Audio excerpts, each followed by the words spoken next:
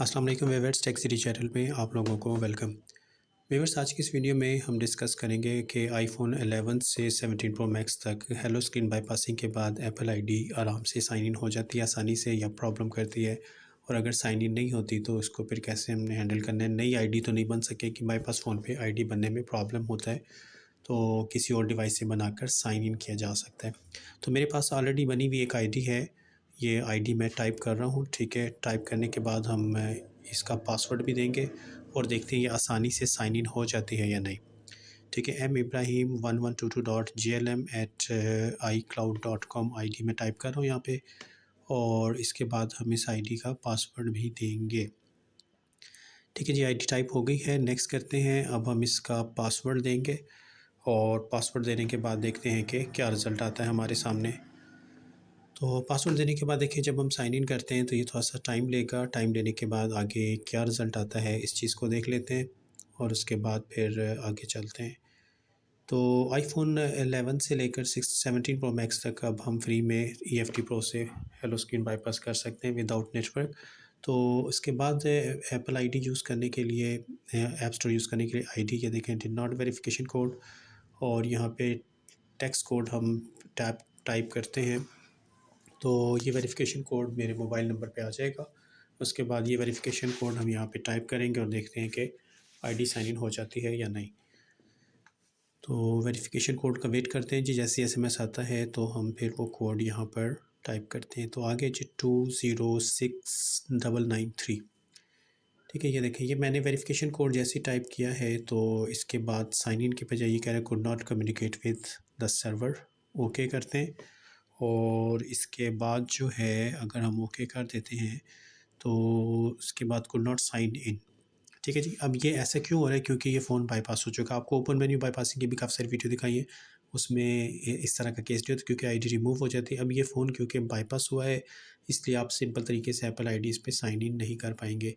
तो अब अगर आपने ऐप स्टोर यूज़ करना है तो इसके लिए फिर आपको आना पड़ेगा डायरेक्ट ऐप स्टोर पे, और ऐप स्टोर पे आकर यहाँ पर हम चलिए जी, इसकी भी थोड़ी सी शुरू में सेटिंग आती है, सेटिंग पहले कवर करनी है।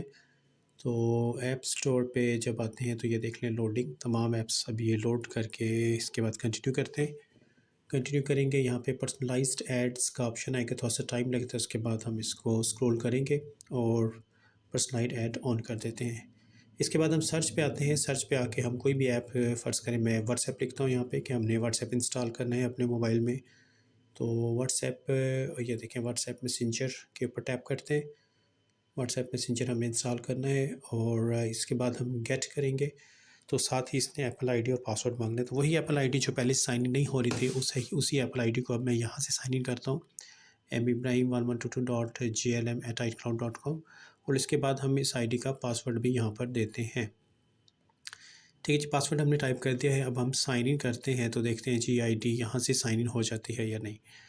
ठीक है, साइन इन मैंने प्रेस किया है तो देखें थोड़ा सा टाइम लग रहा है इस पर, और इसके बाद देखते हैं एप्लीकेशन डाउनलोडिंग का प्रोसेस शुरू हो जाता है या नहीं होता। तो साइन इन प्रोसेस जो है इसका, ये देखें हो गया, और व्हाट्सएप मैसेंजर जो है ये भी डाउनलोड होना शुरू हो चुका है। ठीक है, तो अब हम देखते हैं जी, ये आसानी से डाउनलोड हो जाता है। इंटरनेट की स्पीड की वजह से थोड़ा सा स्लो प्रोसेस चल रहा है, और अदरवाइज़ से जल्दी से ये डाउनलोड हो जाता है। अब हम देखें ऐप स्टोर पे अगर आते हैं तो मोहम्मद इब्राहिम अब आईडी साइन इन हो चुकी है। ठीक है, और यहाँ से ये देख लें सारी चीज़ें हमें नज़र आ रही हैं, लेकिन फाइंड माई आईफोन का ऑप्शन आपको यहाँ पे नज़र नहीं आएगा। ये जी व्हाट्सएप अब इंस्टॉल होना शुरू हुआ है।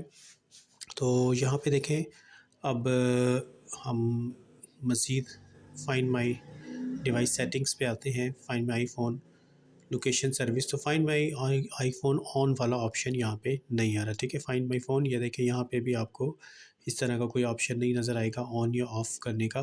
तो अब मसला ये होता है कि जब हम बाईपास फ़ोन पे एप्पल आईडी साइन इन करते हैं तो कुछ लोग पूछते हैं कि जी हम इसको साइन आउट कर पाएंगे या नहीं, या रीसेट करने से क्या होगा।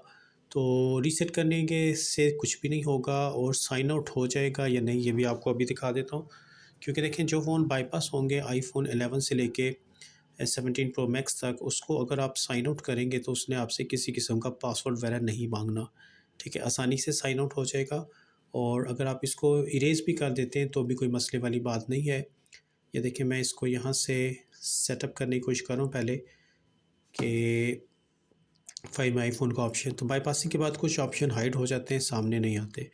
ठीक है, मीडिया एंड परचेज़ पे भी आते हैं, तो यहाँ पे भी देखें कैंसिल करके अब हम अगर इस आईडी को फ़र्ज़ करें कि या चलें एक ऐप्स और डाउनलोड करके देखते हैं। फ़र्ज़ करें यूट्यूब हमने करना है, तो यूट्यूब लिखते हैं और इसके बाद देखते हैं यूट्यूब डाउनलोड हो जाता है या नहीं। ठीक है जी, तो ये हो गया। अब हम इसको साइन आउट करके भी चेक कर लेते हैं। व्हाट्सएप हमारा इंस्टॉल हो चुका है और यहाँ पर मज़ीद देखें यूट्यूब वगैरह भी किया जा सकता है। ऐप स्टोर बिल्कुल प्रॉपर सही से काम कर रहा है, सिर्फ ये है कि बाईपास हुआ हुआ फ़ोन है, यानी कोई मसला नहीं है। आप आईडी इस तरीके से साइन इन कर लें। हाँ, आईडी आप इस पे क्रिएट नहीं कर पाएंगे। और मज़ीद देखें मैं आपको आईडी साइन आउट करके भी दिखा देता हूँ। साइन आउट अगर हम करेंगे तो इसने हमसे किसी किस्म का पासवर्ड वगैरह डिमांड नहीं करना, क्योंकि ये बाईपास फ़ोन है। अदरवाइज़ आपको पता है कि जब हम एप्पल आईडी को साइन आउट करते हैं तो हमसे एप्पल आईडी का पासवर्ड मांगता है और उसके बगैर हम साइन आउट नहीं कर पाएंगे। तो आप देखें साइन आउट करते हैं तो आसानी से आईडी साइन आउट हो गई है। तो होप के व्यूअर्स बात आपकी समझ में आ गई होगी। तो इस वीडियो में व्यूअर्स इतने रखते हैं, नेक्स्ट वीडियो के साथ भी इंशाल्लाह ताला हाज़िर होंगे। तब तक के लिए अल्लाह हाफ़िज़।